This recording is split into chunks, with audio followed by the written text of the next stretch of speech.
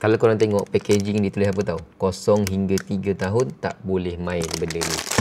So, umur korang berapa? Adakah umur korang 0 hingga 3 tahun? Tidak kan? Okey, kalau tidak, apa lagi? Dapatkan satu peti ais ni dalam link kat bawah. Yang ni ada dua warna tau, warna hitam dan juga warna putih. Okey, apa kelebihan korang ada benda ni? Memang korang tak boleh bawa, tapi korang boleh letak jadikan sebagai hiasan. Kalau korang ada kereta, korang boleh letak kat dashboard kereta korang. Peti ais ni korang boleh buka pintu dia, sebelah kiri boleh, sebelah kanan pun boleh juga. Selain daripada tu, dia punya pintu belakang pun korang boleh buka dengan cara korang boleh tolakkan tuil kat bawah ni jadi macam ni ha. So dia buka satu, dia buka dua macam ni ha. Selain daripada tu, belakang ni pun boleh buka juga tau. Korang boleh angkat sini. Nampak tak? Nampak seat belakang ni.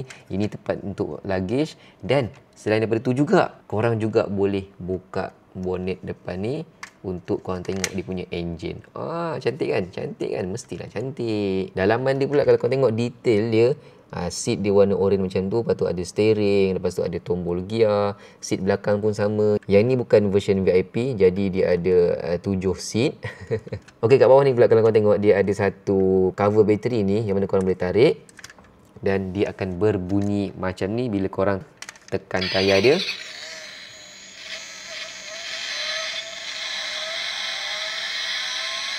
Mantap kan? Siap ada bunyi lagi. So guys, apa lagi kalau korang teringin nak beli peti ais ni, walaupun tak dapat real, mainan pun jadilah. Yang penting peti ais ni ada dekat rumah korang.